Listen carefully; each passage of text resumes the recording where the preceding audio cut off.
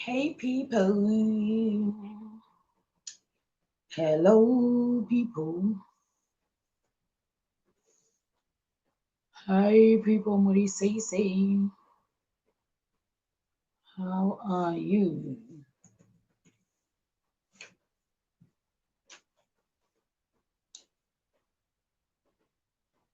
Mori boy, how are you? What do you say?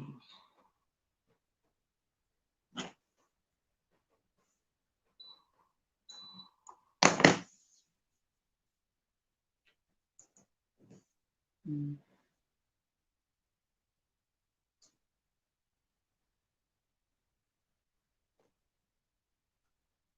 She did say, guys.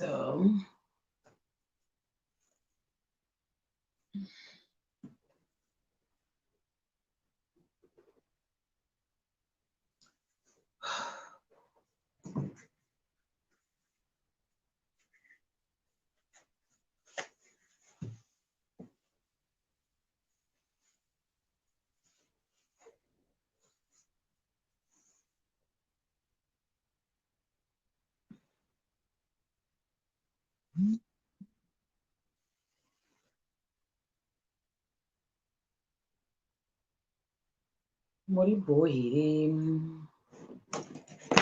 what do you say? What do you go?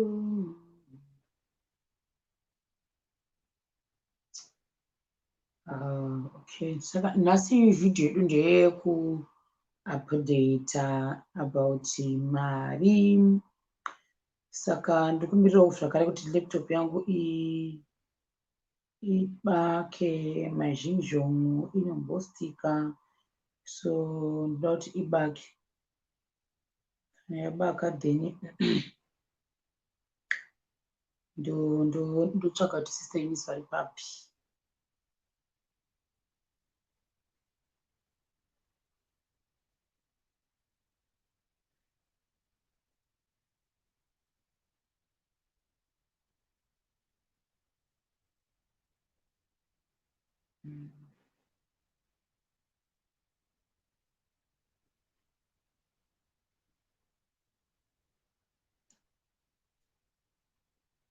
Tione ingotendera.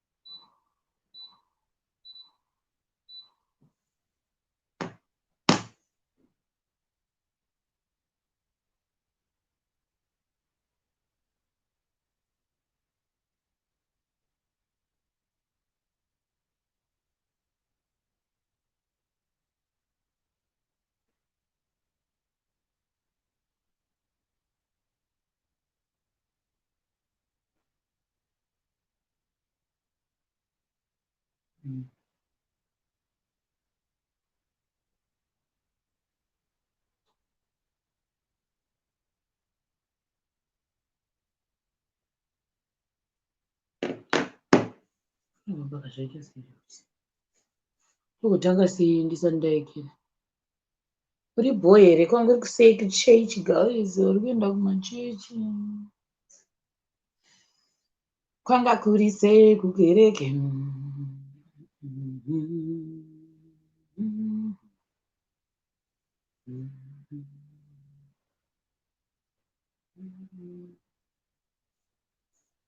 Ndamirira kungoti uyu ibake then ndotsvagwa sister Eunice kuti vanokwanisa kupindira.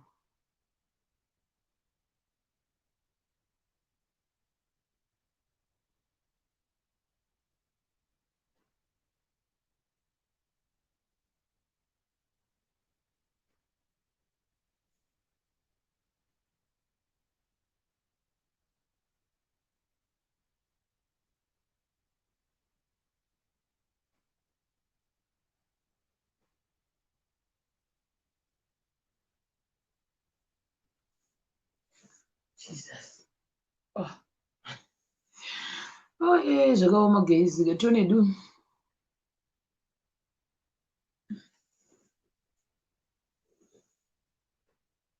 une Nati Faith Mpondo, nokusi blah blah, but Shejeke Lydia Mvurira zvise Ena Muchemwa nokusi blah blah Nancy Mugawe.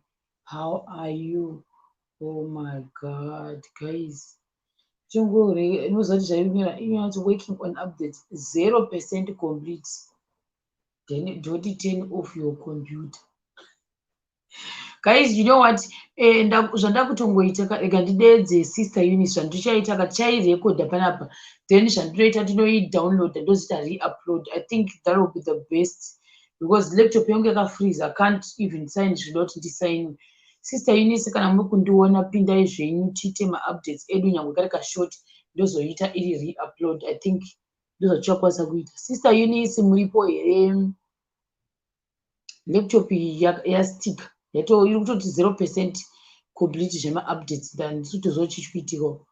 Sister Eunice, kana muripo pindai ndoiita re-upload, saka takufanira kuita live iyi iri short. Inatione Sister Eunice wacho niwazviona. Yes. Sister Eunice, kana muripo pindai because handikwanisi kuita anything panapa ndichigadzira zvandoda kuti ndigadzire. Saka zvandakutongofunga ndeyekuti taiita vari kuona vari kuona handiti, then ndoidownloada ndoiita re-upload. I think that will be the best zvatokwanisa kuita panapa. Uyai zvenyu Sister Eunice because handisi kundoita sei panapa. Sachihaminoti muri kundinzwa here Sister Eunice, ndoiita re-upload. Ndoidownloada ndoita re-upload, but it's not supposed to be too long. So tikaita nango 20 minutes it's okay. Ndotoita upload seclip. Inenge isisiri live. That's what I would do. Inenge isisiri live. Ndinoenda kuibvisa ku live stream. Yoita clip. Sister Eunice, zviri sei? Hapana, ndeipi? Tiri bhom, ndiri chimukofera changu ichi chandiita manyemwe chachitoshanda izvozvi chichangodzima. Saka ndatofunga kuti what, pane kuti tiirebese ngatiitei nyangwe kaklipi kane 20 minutes because ndichaedita futi kwese kwananga ndisiri kutaura. Totanga ipapapo patiri kutanga kutaura tese, then ndo-uploada seclip. Ndoenda kubvisa live inoi ndoiita re-upload sekaclip kachoni. I think ndo zvingatoita. Because ingatosvika 1 hour ndakangomirira kuti ibake laptop yacho.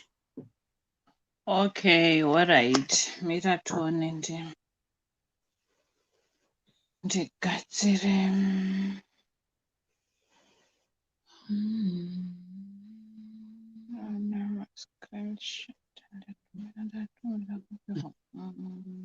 Hanzi you looked at you. No, what is this zvichiitika mami? Pane zvinenge zvichiitika. Sharon, rega ndibude ndipinde futi zvandiri kunyanya kuda zviri mufoni yandiri kushandisa. Alright.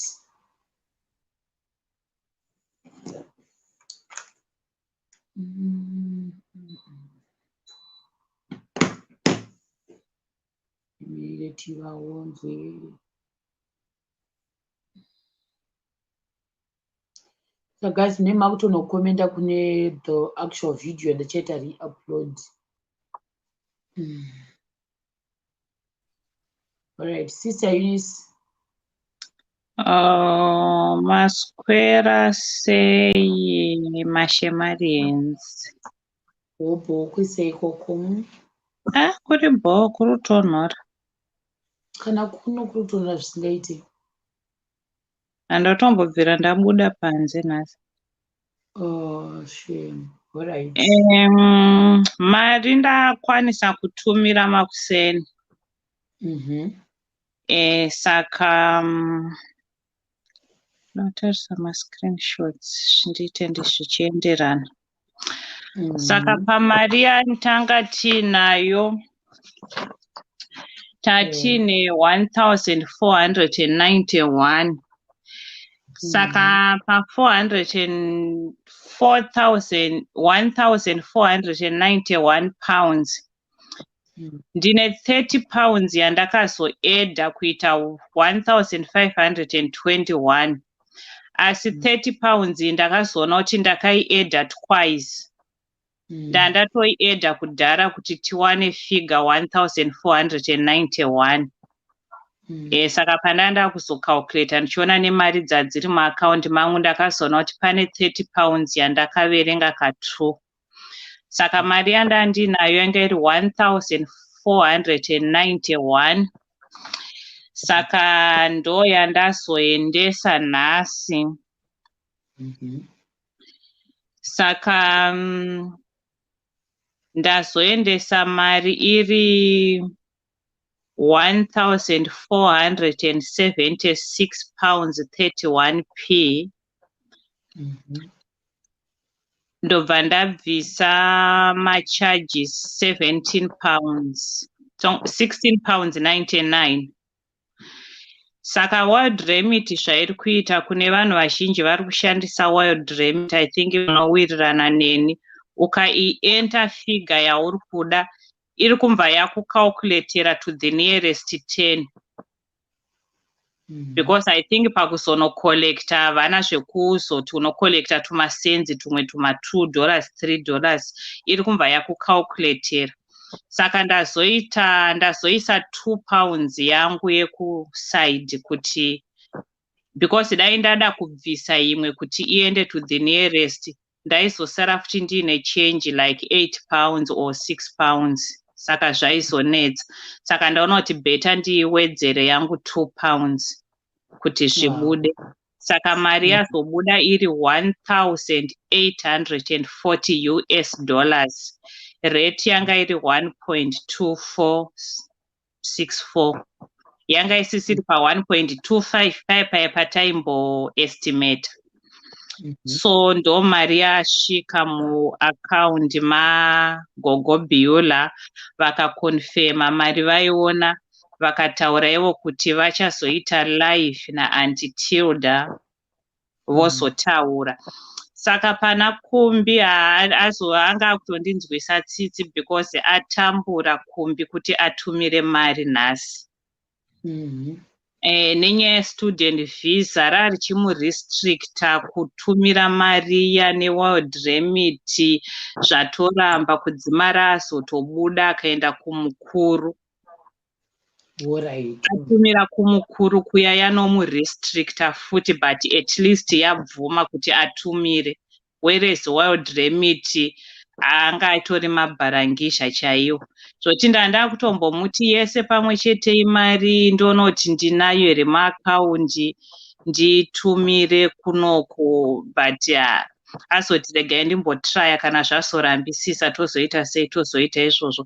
Saka azoenda kunonzi kumukuru ndobva anotumira. Saka anga ine limit yekunzi tumira ma1000 mangana handinyasozivawo zvichida ari pachitsanangura but inini andiudza ake ndikazvinzwisisa kungoti I can't say mafigure chaiwo handizoziva zvine zvaakuda aripo.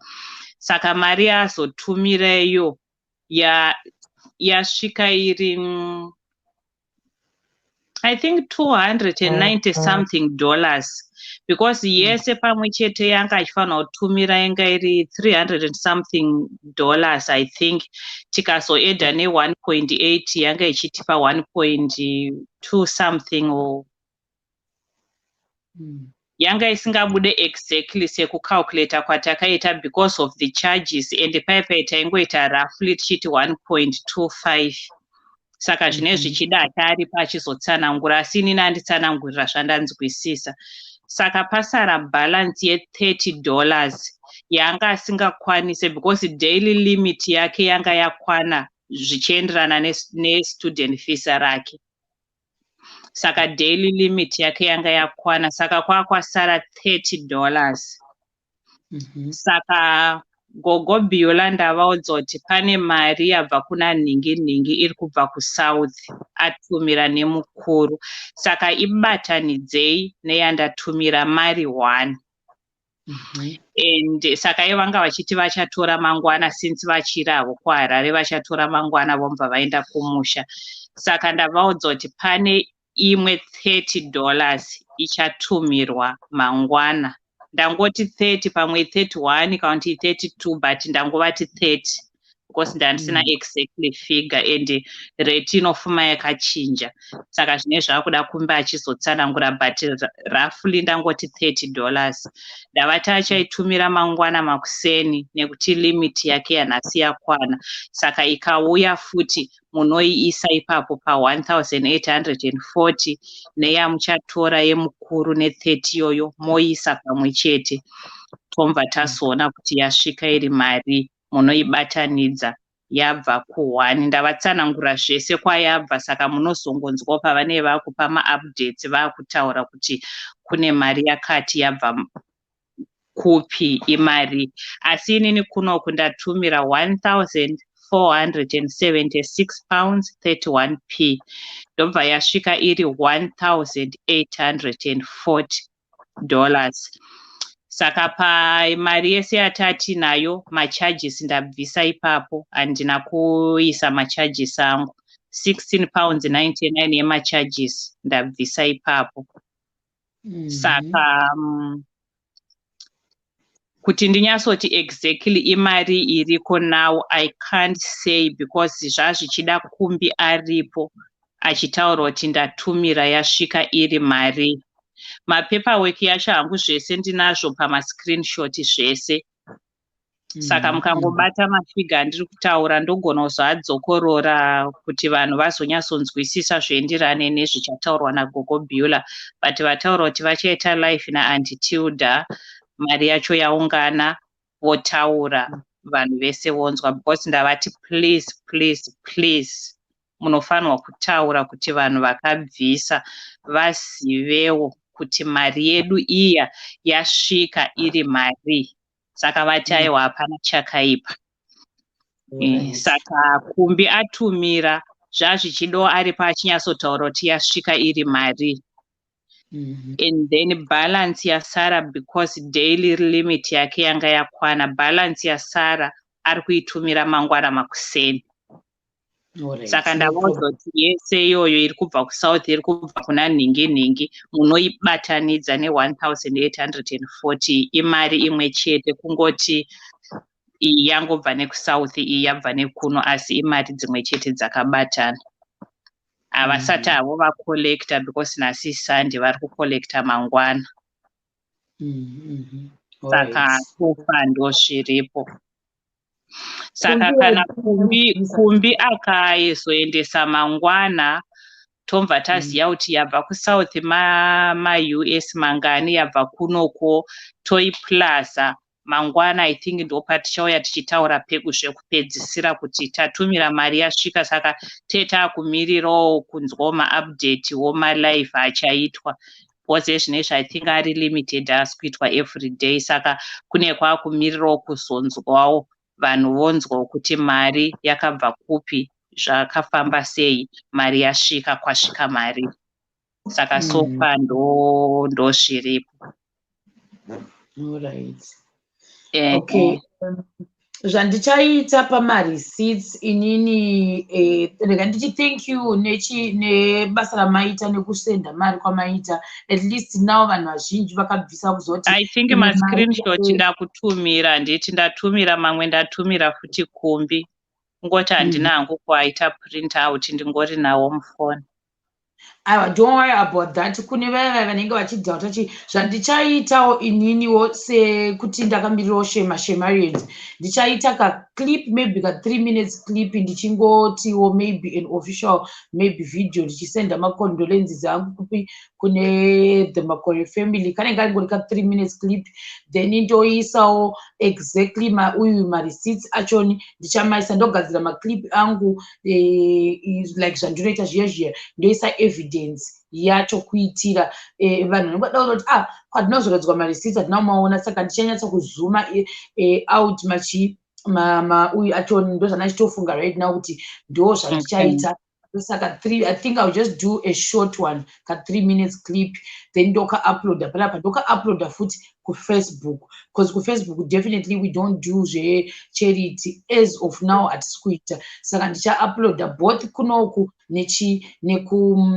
neku Facebook, ndoisa futi neku Instagram, I think pamwe futi neku Twitter as well. Saka nekari ka 3 minutes clip kandichaita ndichitenda as well vanhu vese vakabvisa, then ndichiisawo evidence yemari yese yakatumirwa zvese from kubvawo kwataita matransactions kubva kunoku kuenda kuna sister Eunice, from kuna sister Eunice kuendesa kuna Gogo Beular, the same thing nekunani nekuna Kumbi, kuitira tisaite mangwana uzodhauta kuti mari yazodidi. So do you want to do it now, or you I think it's better kuti wozozviita after vacollecta mari Gogo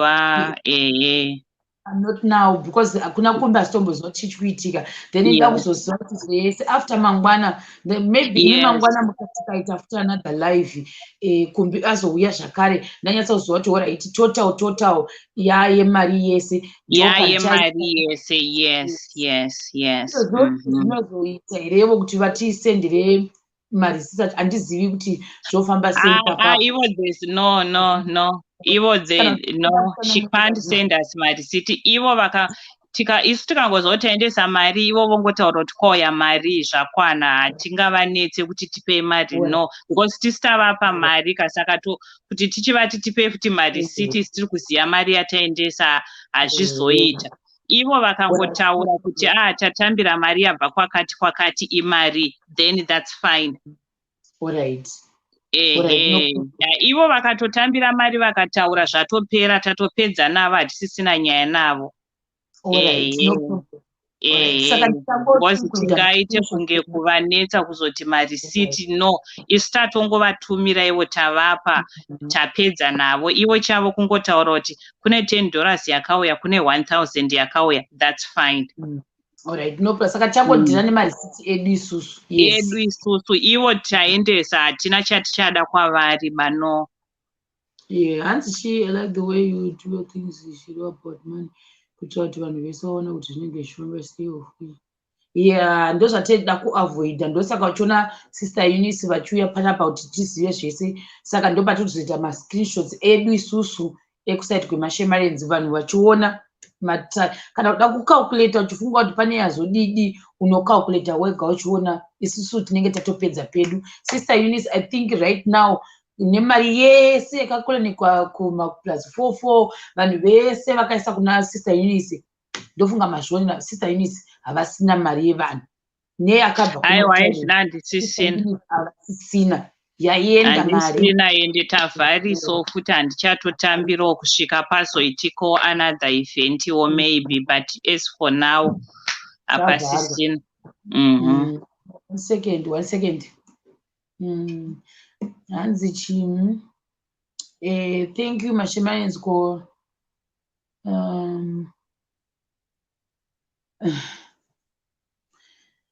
maiona message ndesa papa ichi like zvachitawana, I think mazvinzwa zvatawana sister Eunice.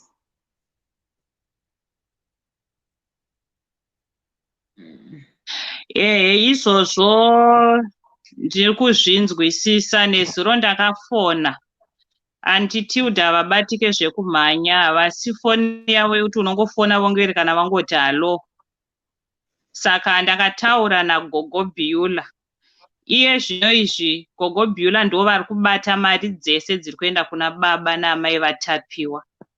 State ina baba naamai tapiwa haisi yekuti unovafonera vagowana nguva yekukupa madetails vagoenda kuWestern Union kana kuWorld Remit kunomira mukiwo yekucollecta mari.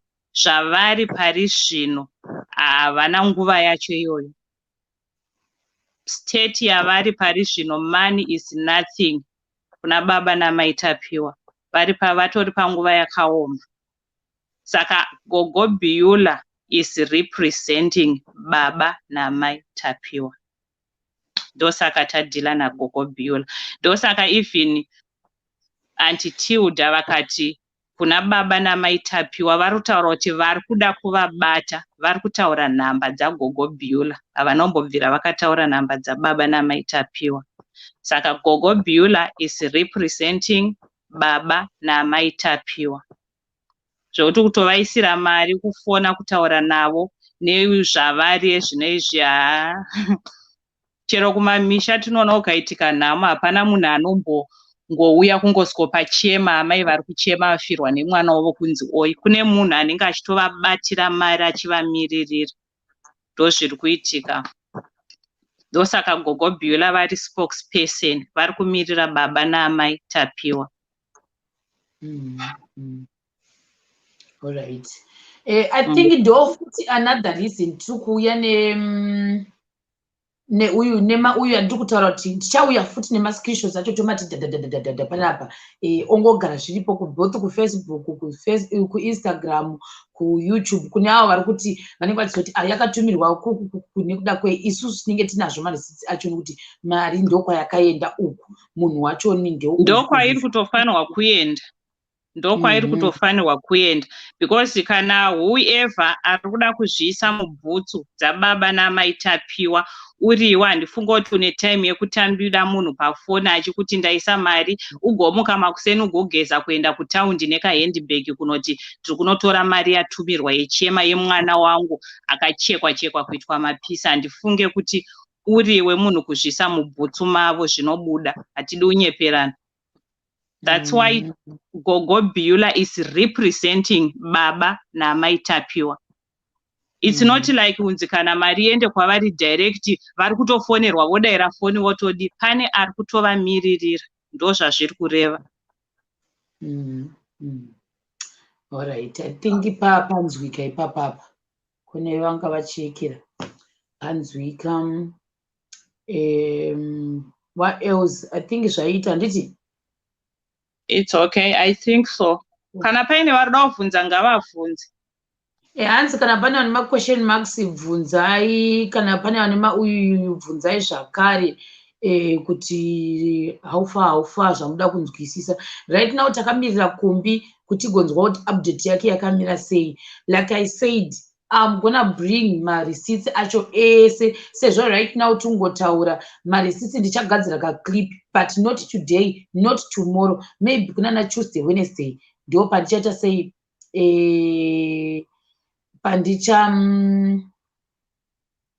pandichaita ka clip kane evidence receipts. Hanzi ndazvinzwisisa nandiri kungotaurawo zvandakanzwa. Thanks for clarity. Okay, no problem.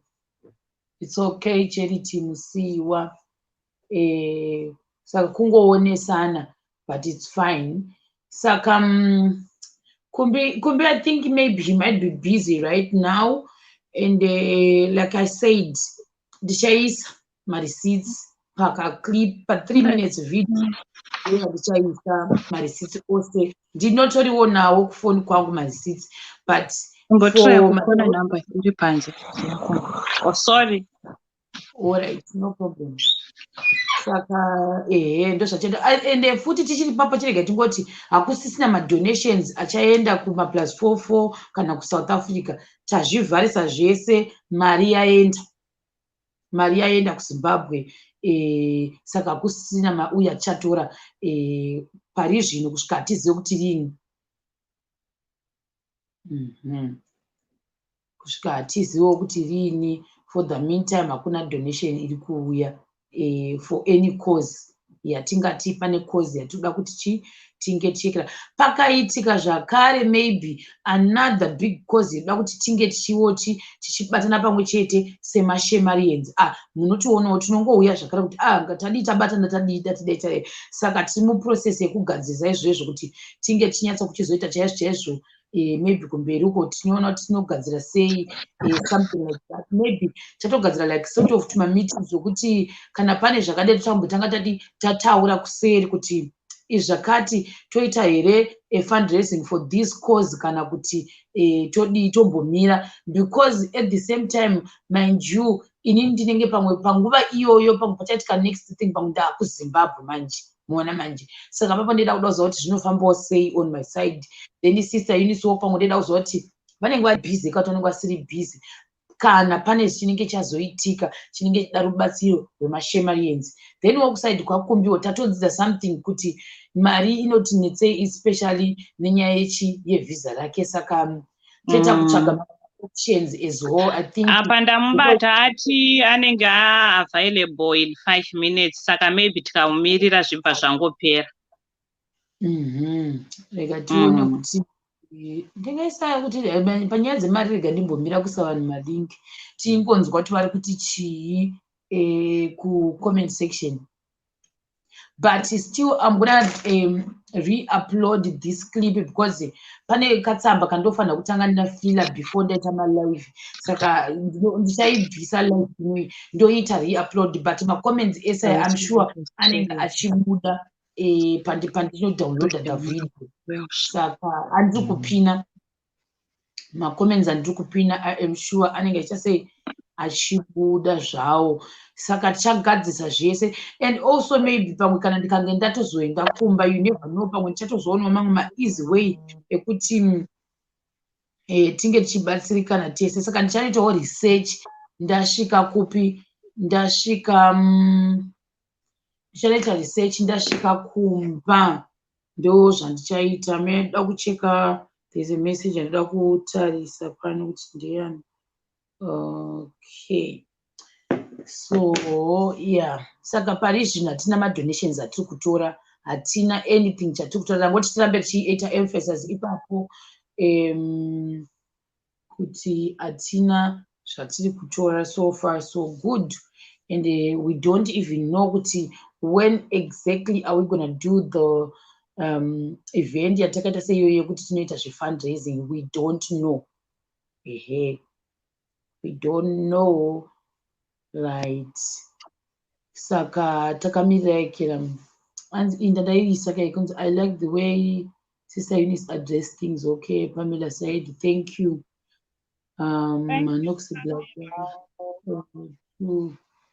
Alright, kana pane vada kunzwisisa kuitira mangwana, guys, bvunzai. I think it's always good to ask pausina kunzwisisa. Kana wapangwe tisiri kutoonawo nezhira imwe chete, tinobva taonawo nezhira pamwe yaunongoda kuita sei inenge yatijambawo, guys. Saka bvunzai pane wada kubvunza, pane kuzonobvunza someone else. Tiri panapa, bvunzai zvese zvamuda kubvunza in regards to this ndikikenya tiri kutaura nezvayo, noti zvimwe zvinhu izvozvi zvemari ndo zvatiri kuti bvunzai ma-questions vari kuda kubvunza anything. In terms of marisiti ndatokuudzai kare, mada kuona evidence, because we always present evidence kuti mari yacho yapinda ndeiyi, mari yabuda ndeiyi. Ndichaita video, 3 minutes video yandichaita ndoposta, maybe 3 to 4 minutes I will see, ndoposta kari kaclip kandichaita, but not nhasi, not mangwana, maybe kuswera mangwana, zvese kana zvikange zvapera. Before ndaita video chathingi I will also inform Sister Eunice kuti ndichiita here video yaiya, because zvimwe zvinogona kundijamba, saka because ine New York side kwangu pane zviri kuitikawo, saka ndinogona kutomboita confused nezvimwe zviri kuitika panguva yachoni, saka ndogona kunzwa kuti haufa vazotora here kana kuti havana kutora. Ndiri kugadzirisawo zvimwe zvinhu zvakasiyana siyana kusaidi kwandiri. Zvikanzi nauyu tatenda chinhori. True, well said. Thanks, Sister Eunice. Okay, no problem.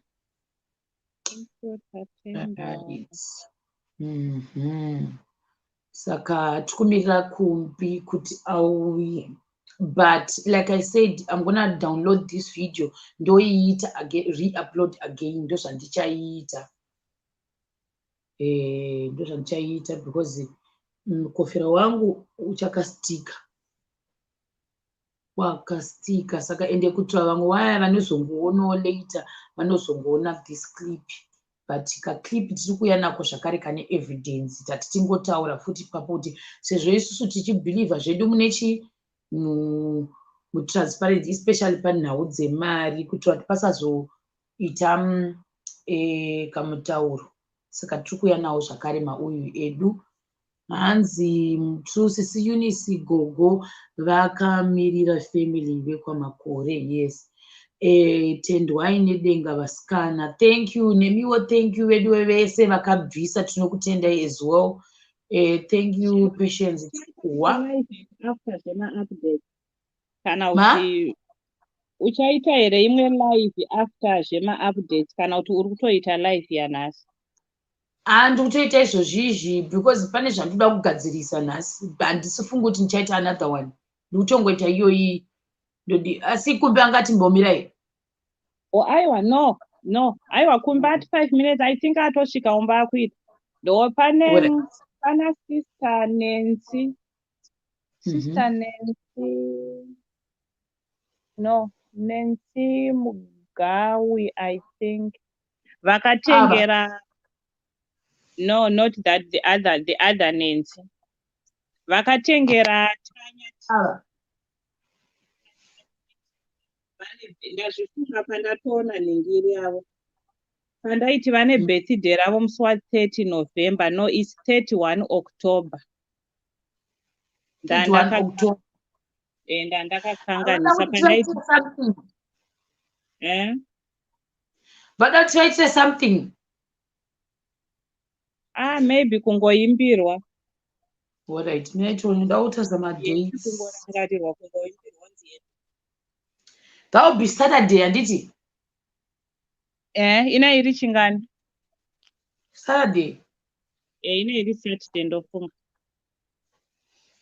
Okay.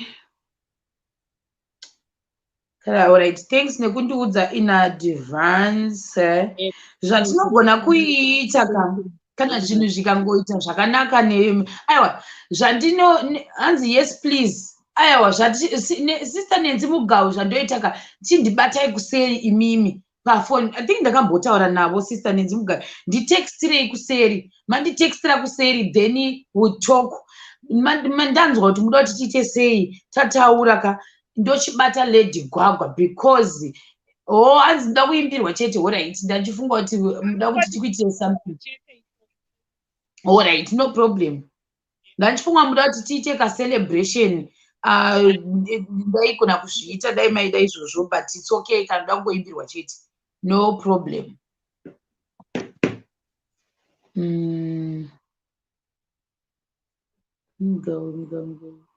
Ndachifunga kuti muda kuti tiite celebration saka because Lady Gwagwa in terms of celebrations vanoda kuti vabatwe paine kana kuti zvimazuva wotaura navo in advance kuitira kuti vakasire kubva kubasa.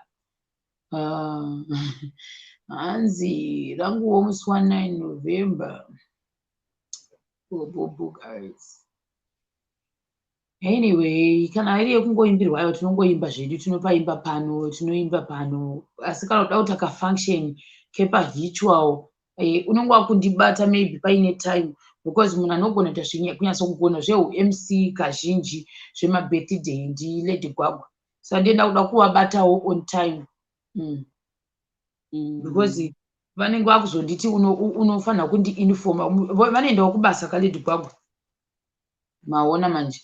Saka ndizodi kuvajuma. Plus ndida kuzoona kuti theme yakamira sei totanga kugadzirirawo, ivo vachigadzirawo, maona manje kuti zvinakidze.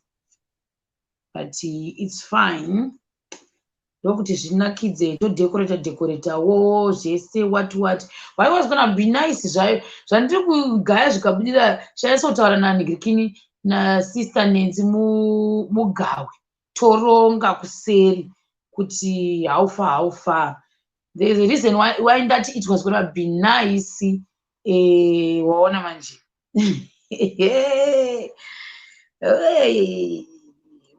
Ndatiekere. Ngatione totaura kuseri. Talk kuseri kuti tinzwe kuti zvakamira sei. Ndatiro nemabharuma angu andada kurasa.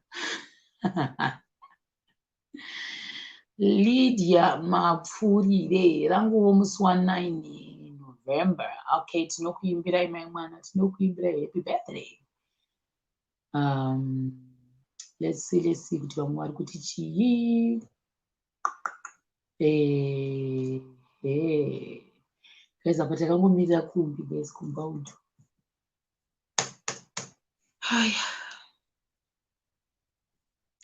Tinzwe Zanzi vamwe vari kuti ibo sister Nancy Mugawe tinobatana ngatimbona kuti vamwe vanga vachiti chii. Thanks so much kune vese achabatsira.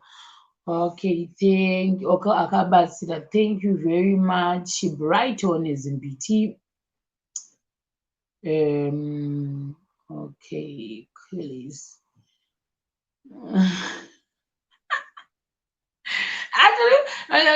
Arimo mudada utozvirasa ndirayo ndozvichengeta, don't worry. Hanzi naErina Muchemwa.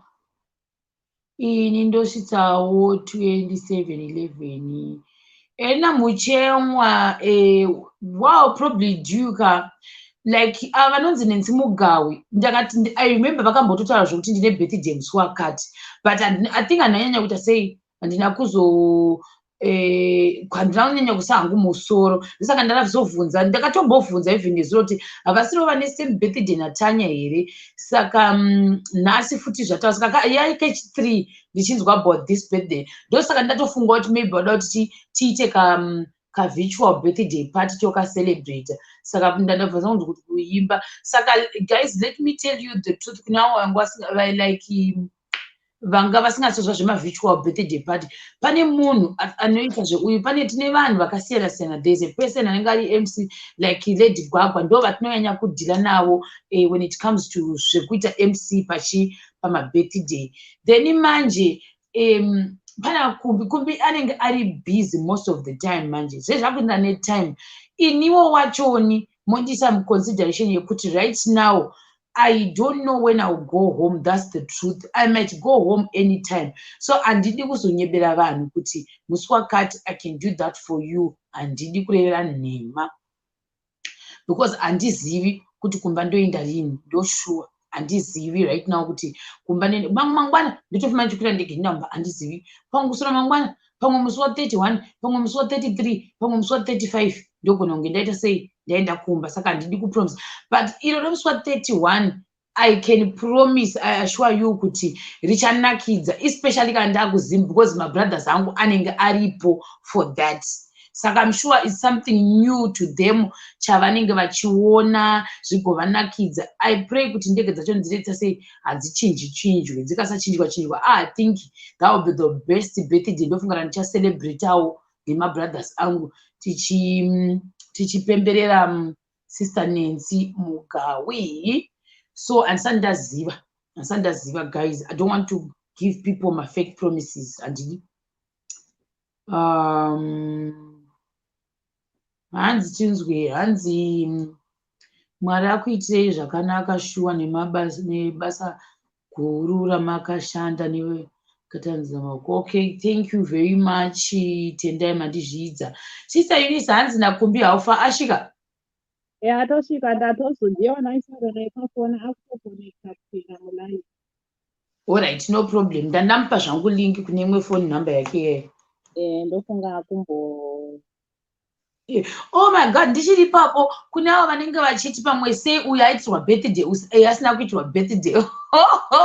It's not like that guys, it's not easy like that, because kuseri uku kune kwambobuda chuma chelete ndo zvinenge zvaitika ipapo. Saka musazofunga kuti inini ndakufarirwa saka ndakuitirwa birthday. Normally ma birthdays panotori tuma-sponsor tunenge twaitwa, because panotambwa vanoziva tichiita mabirthday tinobuda ziya 2 hours takamira makumba achizvimba nekupreparewo netheme yemunhu wacho niyeye. Saka zvese izvezvo hazvizofaniri kubuda muhomwe mangu. Ndosaka tanga tichinyanya kuvhunzisa kuti vada kuti tiite sei. Saka mukazoona munhu achiitirwa, please musaita sei, musazofunga kuti paitwa favor. Haisi favor. Panenge patobudawo tumari. Noti kuti amusei kuti bhadhara but panenge pabuda mari kuti keke racho pamwe ndasina mari yekunotenga keke, pamwe ndasina mari yekunotenga theme yacho, pamwe vari kuda, pamwe vada culture. Uyu Kumbi akaita ekero traditional pakatosponzewa kuti tinotenga mitsvairo nemasero. Mwaona manje. Saka ndangoti ndipaure kune avo vanozopanikwa favoritism. Kumbawo ndo zviri sei? Takaitiswa guys pano theme na uyu Kumbi wamuri kuona yeAfrican. I've never seen that. Takaita mengo. Takadziita African theme parties. Well, tikamboita yeku-England wati, but I'm just saying in advance kune avo vanozofunga kuti pane vamwe vanoitirwa favor vanoitirwa mabirthday, koita vamwe vasingaitirirwawo mabirthday nekuda kwei. Saka ndati ndizvikliye izvozvo kuita mangwana. Because ndotozonzwa kunzi anobhadharisa vanhu mabirthday anoita sei, anditi ndinenge tanotenga eka tei chinotenga theme, izvinhu zvetheme. Noona manje kuitira kuti tifare tese tichipemberera. Andise futhi Kumbi. Kubodo. Wow, your sister is looking cute. Vari kufamba vachiendepi? Akachivhara mawindo. Uyombomarisa mashemaresi. Uyombomarisa mashemaresi. Marisa mashemaresi. Shemarians, murisei. Kuinda kurova. Sister Eunice, murisei. Sister Eunice. It's Cheryl. Muri right here, Sister Cheryl. Did you both murisei koko? Kuri both pieces of stand. Wale kucho edwe. Wakupisa? Wow. Kuno kuri kutonhora. Yo, zvengaskanda. Kuno kuri kutopisa. Kuroramba winda akavhurika. Anyway, guys, we'll talk later then. Bye. Bye. All right. Cheryl, what are you? Makunzwika manje. Sister Eunice, foni yenyu ine anti-spirit of sister yaKumbi. Pangouya foni yenyu haina kunzwika wai. Tichaita meeting kusesa. Kumbaudo, zviri sorry nekukunetsa. No, I'm doing good. Ndabatwa na sister Eunice kuseri ndakati I'm exactly 5.5 minutes before ndasvika kumba, so I knew very well that today we needed to communicate what we had been up to. So yes, I'm definitely all right. Ndazongotilewa kwanda ndiri mbichana, but I'm fine. Saka tichita update yekuti mari dzatumirwa what saka haufa kuside kwako. Okay, so I experienced a bit of challenges. I did send money. I wanted to kutumira mari the way yaitwa na sister Eunice yekungotumira ka1 using world remit. I only learned that I could not exceed 5,000 rand yekutumira nasi. So I cannot exceed 5,000 rand yekutumira. I don't know where those limits came from, but before I could send it kawan any amount yandaida, but today I could not send 5,000 because Marianda and Naima account. Remember, I was saying that I had 5,500 and something, and then tisatashika pama Marianda ichida kutumira yange ichita at least minimum 5,000, but I could not send it anything exceeding 4,999 ku world remit. I could not send. So I ended up saying, you know what, I want to also be at a point where yandisisa de mari kuti irambe ineni. So ndazotry mukuru, and then I sent pamukuru yambonetsawo futi, because mukuru I still remember putting a limit of 10,000. I don't know what happened, but yaramba futi. So ndazotumira $2,270, which after my transactions, Nema Costa share transaction, I include Wepapa, it was 4,900 and something. I think 4,930, which means kuti ndasarwa kuno kune 500 and something yanofana kutumira mangwana. So I had wanted to forward it kuna sister Eunice kuti muitumire ka1, but we actually realized kuti zvakangofanana. Ndakavaisira mari iyoyo paPayPal icharova kuti netransaction, pavachazoitumira futi yorova netransaction cost ino. Saka tazongoti no, it's fine, I can still send it mangwana. Vange vandiudza kuti vamboexplainera kuna anti vangu vaira kuti ndozvichaitika, and unfortunately we have to send it in batches. We could not send it once. For some reason it's not possible to kuexceed your daily limit. So ndatumira $270, which was 4,970. Yeah, it was 4,970. Then ndasarwa ne570 something yekutumira mangwana. Ndongoita the same.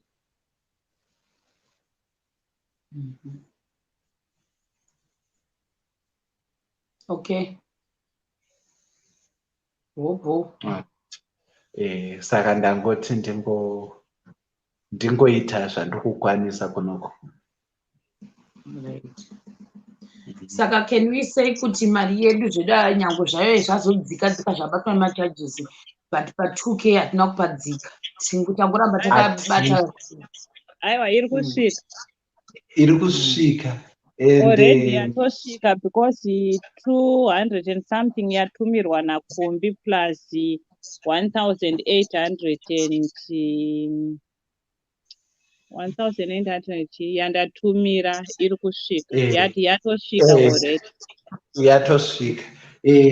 Ende ndinoda kutenda nemuono wamakaita wekutaura kuti whenever we are guesstimating manumbers we should not have that euphoria yekutaura kuti tatosvika 2,000.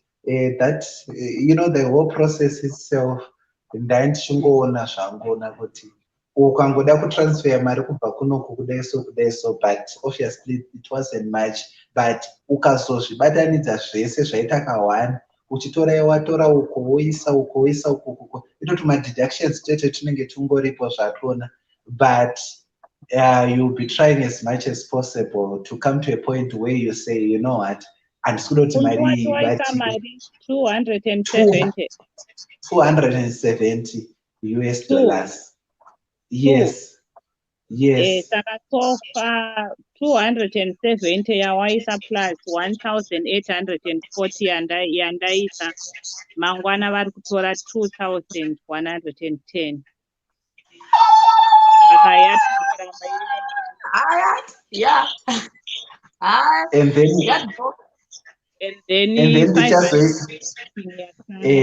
if 500 and something ida kunodzika ku600, saka ndinogona kungoiti 600. And then the other thing is pamatransaction ipo paipai kana uchitumira mari kuZimbabwe unotumira iri round figure. Ameno kana sister Eunice vakuexplainerai kuti unotumira in multiples of 10. So there is a possibility yekutoti kana usina extra money unogona kuforcwa kulower yo a bit down, because you can only send kuti kana iri $10 you cannot send $13 ku Zimbabwe because change iri kunetsa. Saka unotumira $20, $10, $30, $40 zvichidaro, multiples are 10. Saka ndo zvimwe zvaita kuti ndizotumira iri 270. At some stage your rate yacho inenge ichifluctuate as we are doing the transaction. At some stage I could indatanga iri 1.25 pandazonopedza kuyanga yatomu 24 saka inofluctuate uchiita zvaunenge uchiita.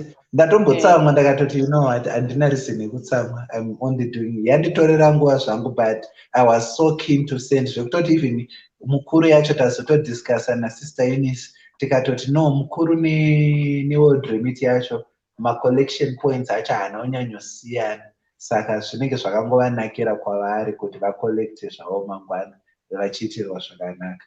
Ameno mangwana acho izvozvi zvindatoita inonzi chini by the way, ndanga creator inonzi chii inonzi chii kana uchishandisa mukuru order, ndacreator order yacho, so it's just a matter of me paying it mangwana makuseni, so she will definitely collect it yese mangwana no makanjani. Sister Eunice ndizvoka zvandanyora kuti mari yatumirwa pari zvino i2,110 from both Sister Eunice and Kumbi, ndizvo handiti? Ndizvozvo ndandina kuona imwe device iri kuri. Ndizvozvo. Ndipine kudero. Ndo in total yavata kuti yabva kwese yaenda kuZimbabwe 1,840 Kumbi akaisa 270 saka I think iri kutiburitsira 2110 kana ndisina kukanganisawo. Imetsika idzi dzinonesa.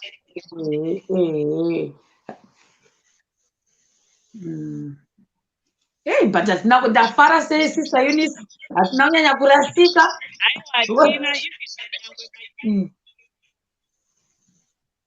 Hamusi kunzwika sister Eunice? Mati mamusingachanzwike.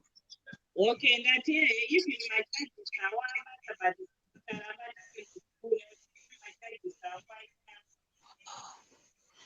Sister Eunice, amino device renyu riri kutombodzima chaiko. Chichi kuitika? Mune 2 madevice amuri kushandisa. Chichi kuitika? Kana kuti ndambotrya kuvafonera before ndisati ndapinda live nachida kuzoti so zvina affecta izvozvo ningirikini. Saka donhai mupinde. Zvina affecta izvozvo. Kana hapana nothing. And then chimwe chandanzwisisa ndechekuti fine transaction cost zvayo yekumukuru iri slightly higher than wewould remit because pana nchiita kuwould remit ndanchitoona zvimwe zvinhu pandazoenda kumukuru well there was a bit of change but well tangoita zvatangoti because I was also aiming kuti mari iyo itumirwe since vachiri kuHarare iend ndandine machallenges kuworld remit nenyaya yekuti ndakamborasa makadhi. Remember pabirthday paipai ndakamborasa makadhi saka kuzvibatanidza zvazvichinetsa so ndazotongoti no hapasisina way ngatichongoite mukuru zvakangofanana mari yacho vanongoikolekta zvavo ende kuti ugare une mari iyoyo zvakangoma hazvo zvinhu zvamunotitisa mashemari ndichikuizivisa chete mamuchititisisa Eunice. Handichazivi tachitora nyaya ndachitanda kuti ndakunyanya kurasika. I'm happy because paipai taifanira kuti tasvika 2100 ka saka ndikufanira kuti tangoramba takamaintaina that same figure. Oh, okay. Ndanchiti even macharges achona atabvisa still taramba tiri mu2 because in macharges angu aita 17 pounds. 16 pounds 99 saka 17 pounds.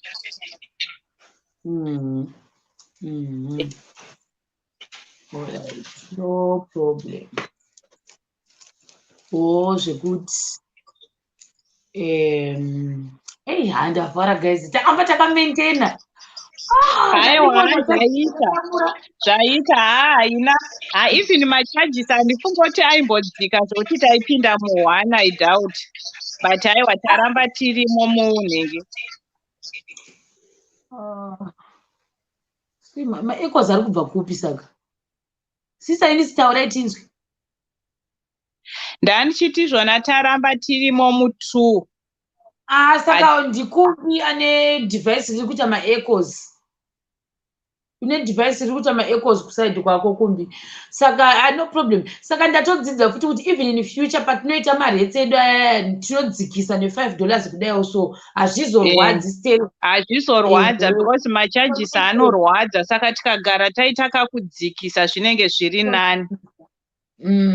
Kudzikisa $5 kwakato because ndo pamwe tadzikisa ndo yakarohwa kuside kwangu ndakarohwa ndichibudisa mupepo payauya kuno kuibva kumunhu yairohwa nechaji pakuzobudisa yairohwa nemacharges kuzouisa kwamuri pakuzotumira. Yes. But saka miratione ndi saka sofa ndo zviripo ndo mamiriro acho. Kungosekerera so no handina madevice 2 handina chinokwanisa kuti ndiite madevice 2 ndine 1 unless iri network iri poor but ndaichitongotaura hangu kuti izvi ndinoda kupa kutenda hangu vanhu vakatumira mari. I still remember someone akandisira extra 10 cents or I don't know akati Kumbi mabank charges. I thought kuti vari kungozamawo kuva dramatic but it matters 10 cents iyoyo yakabviswa muakaunti mako unotinyasofila ozoti unoifila unogona kusara uchifunga kuti waba also sure not know, but ndakangotanga nemari yandandinayo zviri right izvozvozvo.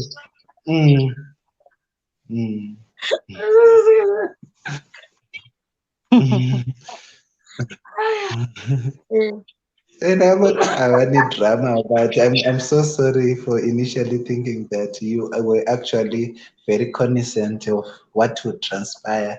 It's just not helpful. Kungoiburitsa muaccount mako mari uchida kunoisa mumwe. For some reason, you won't come up with the exact figure. Banking is just difficult, but it had to be done. We are so thankful. So I'll just come tomorrow. Ndichingoconfirma kuti ndatumira ndamboda kuti iitwe neimwe friend yangu ndongobhadhara ka1 but I was running out of time saka ndazongoti no hazvina zvokushata ndinongopedzisa. But yes, it's just difficult handling public funds. It's difficult. Well, next time kana maakuita zvemapublic funds guys zvinonetsa ana kunenge chirova no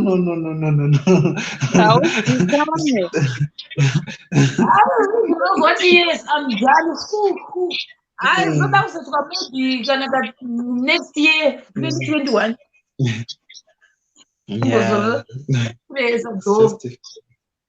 But at least takazapera manje mari dzaenda, so everyone knows kuti mari yaenda. Ndo papa nechipa pakangokuza kuti mari ngaiende. Mari ibve aiwa mari yaenda vari kuicollecta mangwana. I think vomba vaenda kumusha mangwana because vari kuHarare. Ndataura navo vari kuHarare. Eniya befa ari kutaura hake zvine musoro. Hanzi tongoti Kumbi kwasara 20 because pa 30 haisvike. Anenge ari kuona. Pa 30 I doubt you. Amen.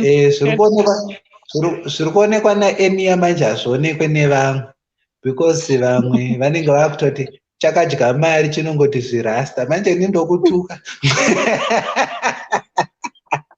Akutamba hangu, you know, handling public funds is just difficult. Guys, I've never been so. I want to confess, I've never been in a difficult position. Andindozvita chamangwisa ndichibata mari dzese dzapinda. Kwakamboya yema-t-shirts ndinongoibata ichipfuura ichiita se. But iyi kai, it was a test of character. At some stage, I found myself angry for nothing, and then ndichizvicollecta ndega zvinhu zvakangooma hazvo. So I'm more than happy kuti mari iyi yandipfuura. Musatumire futi imwe mari yapera. Ndabo. Mari inonetsa zvayo, mari isiki zvayo. Ndosaka bhudhi macho vakati thank you nekubvuma kuti tishandise maaccounts enyu. It's not easy. And thank you for accepting to be trusted. I don't know. Because at the end of the day, vanhu chavari kuda ndechekuti mari yavo ngaiinde. Zvekuzoti wazokwira kombi ukazobva kwawabva ukazoenda kumoka nokutsvaga upupu. I think izvozvo ndezvimwe zvekuti and for some reason pandakubva nezuro pandaifonera Gogo Beular nanhasi pandaichitaura navo ndikatraya kufona nekadhi yanga isingaite, ndikatraya kufona neapp yandinofonesa mazuva ese kuZimbabwe yanga isingaite, and apa handina kambudzi papes you go. Ndikangoifona direct necontract yanga ichipinda straight away. So ndachitotaura navo zvechop ndichitomhanya, saka ndiri kutoexpecta extra bill. Ndandisina choice, zvese zvazvichiramba ndikadai ichiramba ndikangofona direct 1 na 1. Aiwa mari iri tricky zvechuwa, ende because vanhu vanenge vachiti takakupai mari, so mari yacho ni sei muchiri nayo kunzisa. Saka isi tachingoda kuti mari ngaiende, ngaingoenda chete, vanhu vasasara vachiva because inokupa burden. Ini yangu payakatadza kupinda pamadhirezi aida kupinda ndeitotadza kuvata ndichiti saka ichapinda, ndikagara ndovhura kudai ndoti yapinde, handichazivi kuti vanhu vachafunga kuti ichatora nguva. Ndogona kunge ndaifunga like that, pamwe vanhu vacho havasiwo mafungira avaiita, vaizvihwisisa, but considering kuti mari dzanga dzaiswa nevanhu, unoda kungoti zviite sei, zviite faster mubvise mari mamuri. Saka but I'm just happy kuti zvaita. Ndo zvandingofarira chete zvaita mari. And Kumbi ndichiri papo ndichaita ka 3 minutes clip. Obviously tinoshare futi ma screenshots.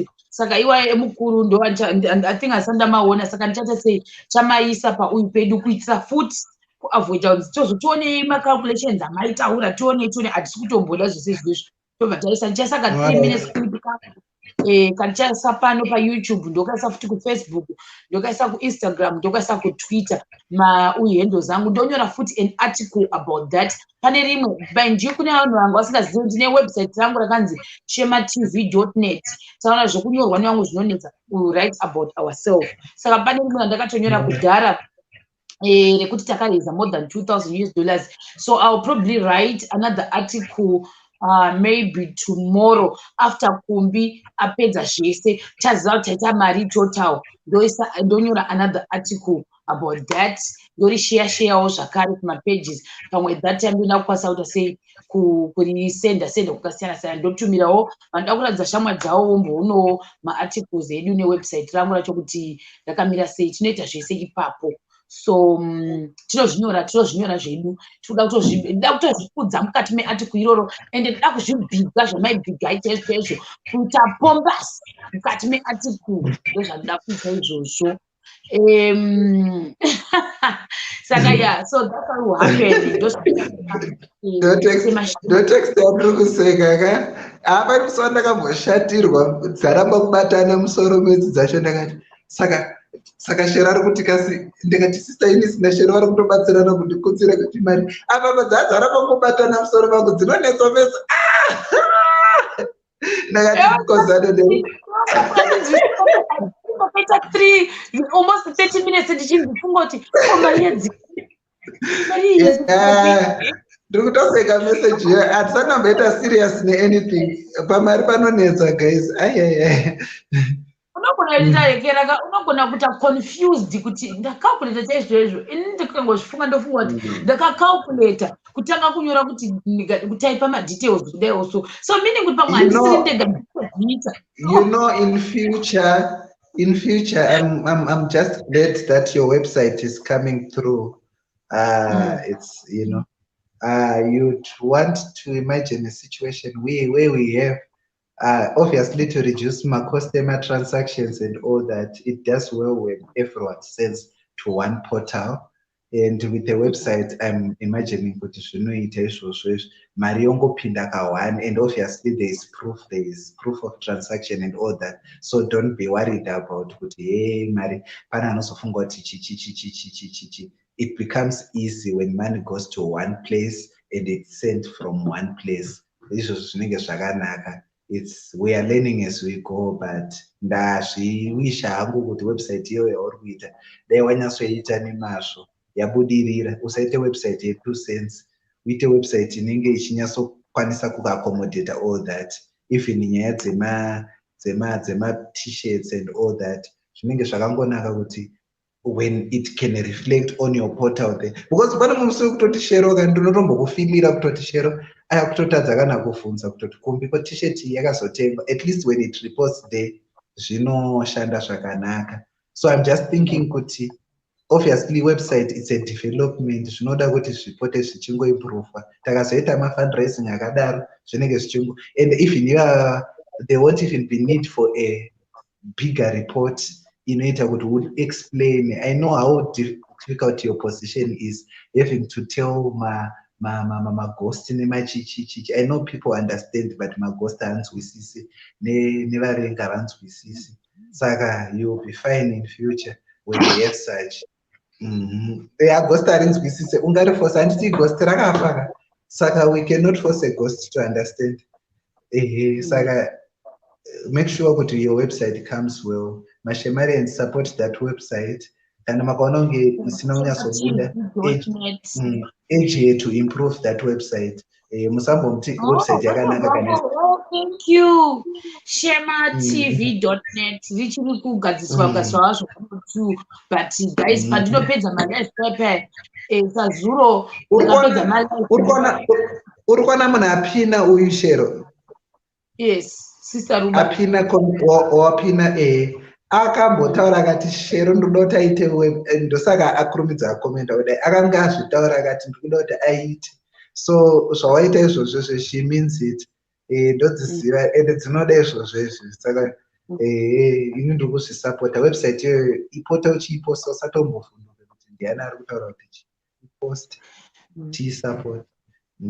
Yes, ndinotoikanda rega ndigozo because like nesro patakapedza life pipe ndakazorara the whole night because ndinenge ndichiitiswawo nevangu because I'm not the one ari kunyatsokuita ega kapane uyu mwari kundibatsira ari kumhiri kwemakuva kuchandoko saka ndine chimbopinda matutorials those ndakazoti no in life kana kungwarangwanduka look for those IT people because ndinodhererwa kusvika pekupedzisira saka nema-IT people vakasiyana siyana vanenge vachindibatsirawo saka saka ndiri kusacrifice I think for 1 week now ndiri kungosacrifice hope dzangu ndichipedza ndobva ndati ndichione zvadii saka izvozvizvi ndichipedza ipapapa ndotonyora futi mamwe kana 4 kana 3 you never know maarticles mamwe futi ndiri kuita futi zvekunyora mablogs angu nyaya dzangu guys. I'm taking you through in English. Can you imagine? I'm taking you through in English. So guys, I'm taking you through in English. Ndichienda nemasaisai, but anyway, maybe I'm a good author, I don't know. Most ndudzwawo kuti am I a good author pamablogs angu aya ndinenge ndichinyora ndichikanda kunyanya kumablogs ndo kwandinenge ndichinyatsoita pour out my heart ndichiti apa laptop inenge chimaka chirikofera chocho chombokudzimira uri pakati apo paunenge wakunyazozwa kuti maideas akubuda chobva chadzima ndiri kubotswana to show you well to work up as well. Right, I think zvaita guys. Hanzi kana uchida t-shirt yacho guys muri kupi me you people where are you people. But anyway, Sister Eunice, thank you. I think zvanhasi zvaita izvi tobatana mangwana nditi ndaneta ndaswera ndiri busy naso. No problem. Thank you. Kumbi, thank you very much. Okay, bye all the Shemarians. Thank you for all your support. Thank you for supporting Shema TV. Thank you. Thank you, Shemarians. Thank you, Sharon. I'm not somebody Sister Eunice. Thank you yako yakakurisa. Right. Vazoro zvavo. Chitenda tizwe. Thank you, Joshua Yagakurisa, but thank you for the support. Maswa Hafanani, but thank you. Thank you very much. Ndiri kuBotswana, that t-shirt. Ari kuBotswana, there's someone due for Botswana. I'm only going to be off. I don't know this was in a Sunday, but I got to pick a formal. It's just tricky. But well, I love it because at least I'm doing something. Saga, I'm only going to be free kutindinoma collector my t-shirts here. So if you want, we can strategize depending on your. If you are in Haporon, Mahalape West, we can strategize to have them send it once, and then Saga, make sure to admit up 065 +27. +27 and 65 186 8858 so that kana ndichikwanisa kutumira ndomatumira ari 2. Remember pane yakatleko yandisati ndatumira, so I'm due to send it most likely on Friday or Saturday this coming week. Pane kukapa then pane ya Sister Mashinga Magaya Macreation. Oh, how busy. Yes, so ndinawo ma-t-shirt yaya ndakatotumirwa messages yotore ma-t-shirt ako taakuzomatengesa ndakati kana mune mashemarians mutengesa izvi, so I have to collect those ndomatumira. Hanzi ndiri kuGNOT. Saka mheno munozo ndichataura na Katleko masanaro ndomunzwa kuti ari kupi and then Katleko ndamubata zvangu. Katleko ndomuziva kategori ndomubatira kumbotisekesa zvake anenge ariko kusasika koko chimbotiudza zvakanaka. mazuva ano ari ega pamwe akadzokera kuchikoro futi kahlego. So But guys, next time kana makutitumira mari dzefundraising, you know what, I used to question mamwe authorities kuti mari yedu yakaenda kubeka. Mari inonetsa, fine, pane zvimwe zvinogona hazvo kuitika, it's possible, but mari yakangooma, guys. With all the love I have, I found myself in a difficult position. I will never forget kuti mari yakapotsa yanditsamwisa. It's going to be a life for one of those days. But it had nothing to do with me. It was just money coming in and me failing to understand it. No, should not change. But thank you so much. With all the love I have for you, love of God. Right. Iribo, no problem. Thank you. Good night. Bye bye. Good night. Dropa zvako. Right. Anyway, neniwo guys ndakuenda. I need to sort out something panapa. Like I said, kuside kwangu kune zvakasiyana siyana zviri kungoitika itikawo, saka ndingotiwo pandinoita free ndotoita but zvichaita zvazvo, everything will be back to normal very soon. Anyway, good night guys. I'll see you tomorrow. Bye.